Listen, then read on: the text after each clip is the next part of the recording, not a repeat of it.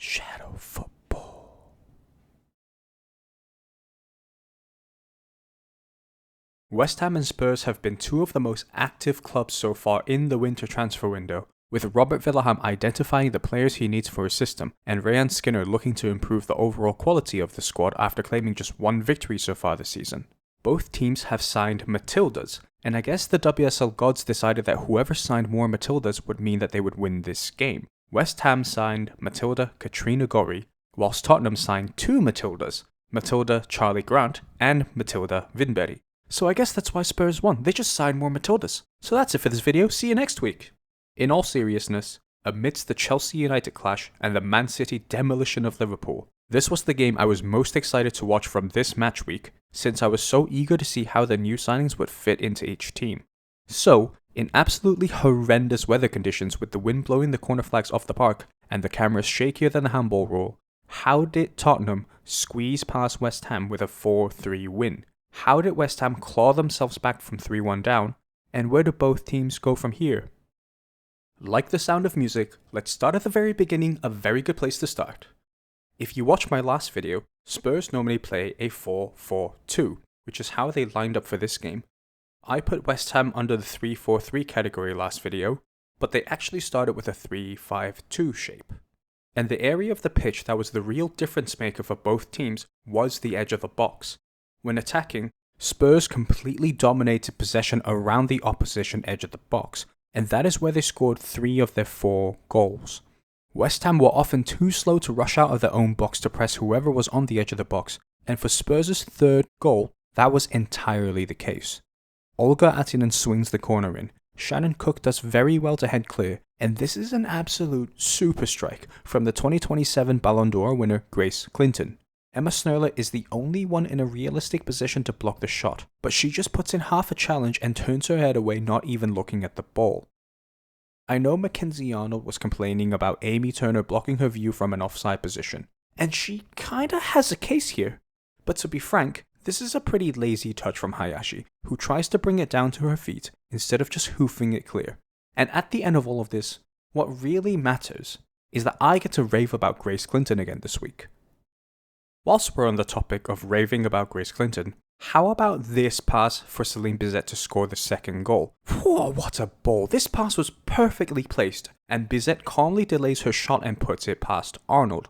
Now, to my understanding, if a player goes off for treatment but is still able to carry on with the game, they must wait on the sidelines for 30 seconds until they are allowed to re-enter the field of play. West Ham fans must feel slightly hard done by here, since Katrina Gorry was kept off the pitch when Thomas lays a delicate little ball for Clinton, as Gorry would have most likely positioned herself about here, which means Clinton wouldn't have got her pass off straight away and this goal is never scored. Sissoko doesn't get to Clinton in time, but amidst the controversy of football laws and whatnot, this was an absolutely gorgeous pass from the Queen of Grace, and Bizet puts Spurs ahead at half time.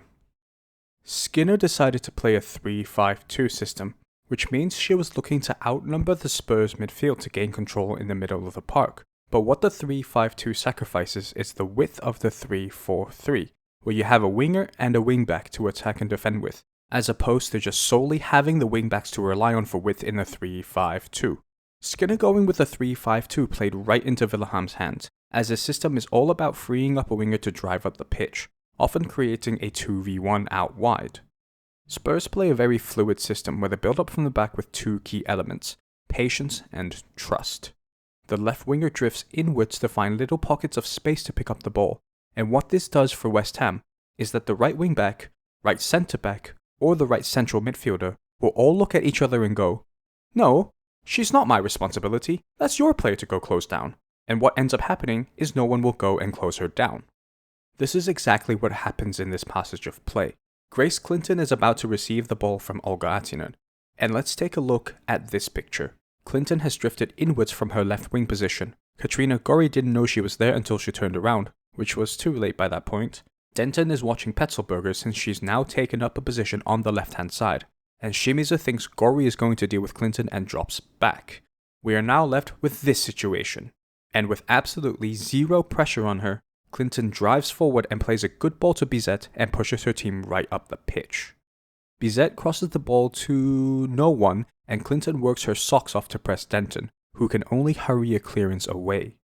Clinton's movement off her left wing and subsequent pass up the pitch to Bizet drags her whole team into the West Ham third, around the edge of their box, from which Jessica Naz scores the winning goal. This is yet again West Ham failing to close down the edge of the box, but the initial move from Clinton to give herself time and space to drive her team forwards was the key to Spurs scoring this goal. This is exactly the kind of play Rehanne is looking for. What they're looking to do is overload the ball side, and then find a way out of the maze of bubble-blowing players to free up a winger to carry the ball forward on the other side. This is how they got themselves up the pitch in the 4th minute. Spurs built up nicely on their left-hand side, doing the usual pass and move strategy my youth coaches constantly drilled into our heads. Spurs looked composed, and it seemed like West Ham were pressing them well until Ashley Neville's first touch fools Emma Snurlet, and Katrina Gorry commits herself to this tackle, leaving Hayashi with 3 options to cover. 1 is the pass back to Atinen, 2 is pressing Neville, and 3 is run back and cover Clinton, who's going this way. Neville passes it to Thomas, which forces Kirsty Smith to close her down. The entire right side is completely free now, and Turner finds James with a pass. Sissoko, the left centre-back, then has to go and close down James, and if it wasn't for Kirsty Smith's insane work rate to get back, Bizet would have had a free run at Tisiak. But Smith gets back and ushers Bizet wide, wins the ball back from Martha Thomas, and Tisiak can then clear. They then faff about with a couple of throw-ins, and Captain England finds a ball inside for Atinen, and Subbanen helps it onto the 2026 Ballon d'Or winner Grace Clinton, who cooks Shannon and slots it perfectly into the corner to give Spurs the lead in the game. A lead they almost gave away. 3 things of note here. 1 is that Evelina Subbanen's first time ball to Clinton was key to this goal. Snurler would have closed her down if she took another touch. 2 is that Clinton scored from, you guessed it, the edge of the box. Cook squares her hips to Clinton, which leaves her flat-footed and unable to turn quick enough. And 3 is that Grace Clinton is the best player in the world. There's no 2 ways about it. And of all the things I mentioned in this video, this should be your biggest takeaway. Grace Clinton is the best. Upon watching this game, I realized Rehanne Skinner and West Ham's 3-5-2 system has 3 big weaknesses. 1 is how the attack is set up. The strike partnership of Ueki and Asei has Asei often dropping into the wider positions, whilst Ueki is up front alone leading the line. This in theory makes sense, as Asei is quicker, but her technical ability isn't as good as Ueki. Ueki in turn doesn't have the strength to hold up the ball well, but she's great in tight spaces as her dribbling ability is fantastic, and has a great pass on her. They'd be better off switching roles. 2 is how the midfield is set up. Gori is the holding midfielder with Hayashi and Snurler on either side of her. In principle, Hayashi and Snurler should be operating in between the midfield and defensive lines. But what ended up happening was that they were so flat, no one was offering any real punch into the gut of the Spurs defense and knock that damn cockerel off the beach ball. When I first saw the lineup, I thought Skinner had gone for a 3-4-1-2 formation with Snurler as the attacking midfielder, but she opted for a 3-5-2 with Snurler operating as the right central midfielder. Plus, Spurs defended pretty well in the first half. The flatness of the Hammers midfield combined with Asei regularly going wide and Ueki leading the line means that no one is picking up the ball on the edge of the box for West Ham, and oftentimes Ueki was the only player in the box available for a cross. 3 is that Kirsty Smith is right-footed. Don't get me wrong, Smith is a good player, but the fact that the wingbacks in a 3-5-2 are the only players providing the width for the team, having a player who is right-footed and clearly not 100% comfortable on her left foot is quite a damaging setup. Time and time again, Smith would be in a great position to cross the ball in with her left foot, but knowing that left-footed crosses aren't exactly her thing, she would either cross it in poorly or decide to cut back to her right foot only for her to lose the ball and lose the forward momentum that her team had created. On the flip side, Ashley Neville is also right-footed playing left-back in this game, but she isn't the only player providing width for Tottenham as they have Clinton also on the left side. Another left-back who is right-footed is Chelsea's Niamh Charles, but she's basically two-footed and an absolute baller, so if Kirsty Smith can miraculously turn into the Scottish Niamh Charles with an Irish name, that problem is solved. West Ham were regularly reduced to these half chances in the first 45, as they tried to threaten Barbara Votikova in the Spurs net but couldn't really find any decent opportunities. Amidst the weaknesses in the West Ham setup, Skinner is capable of finding solutions for them. For West Ham's first goal, Ueki is the one who drops wider and Asei is the one leading the line.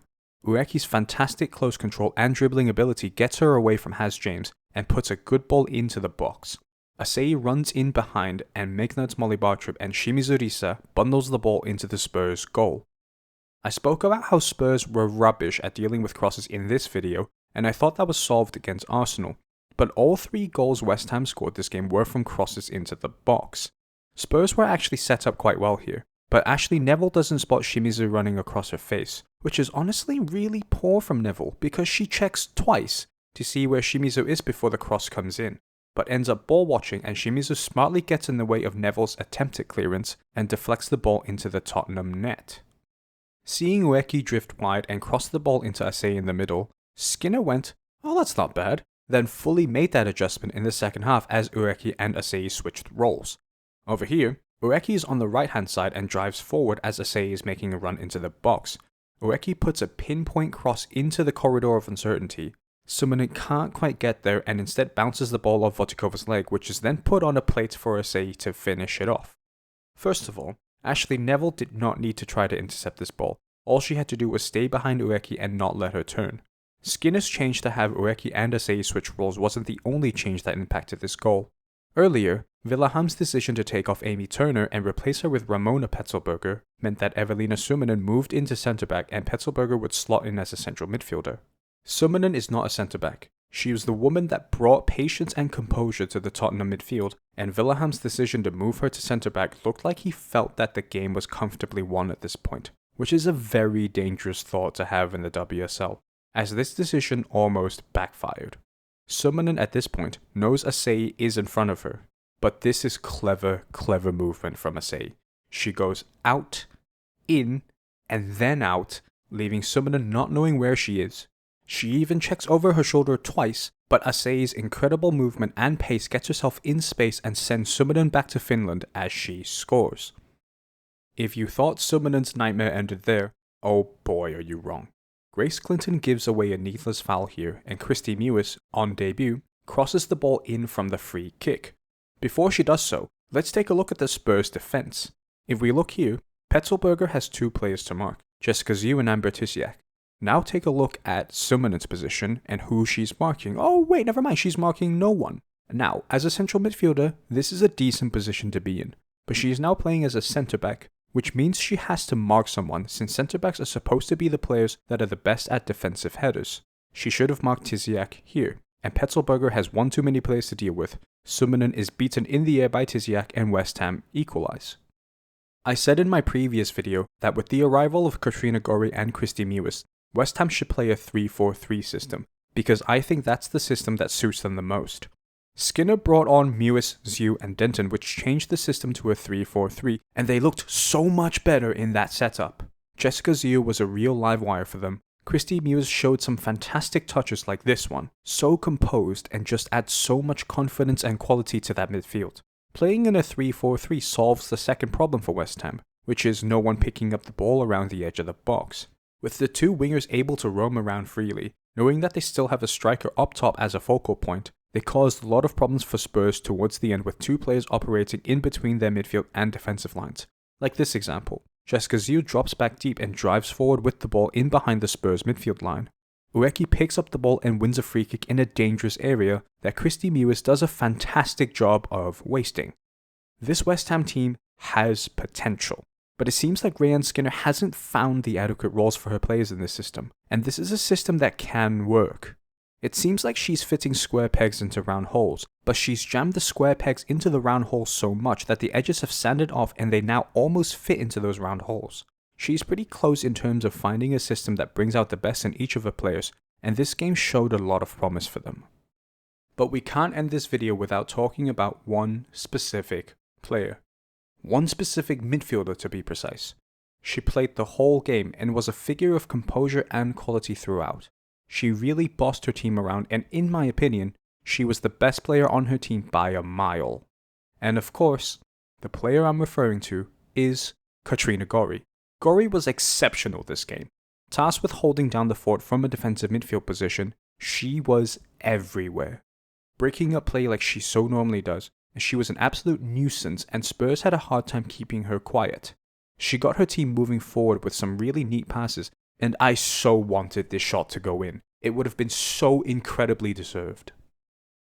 Rehanne Skinner has made some quality signings this transfer window, and the midfield partnership of Katrina Gorry and Christy Mears has so much potential to be a fantastic combination.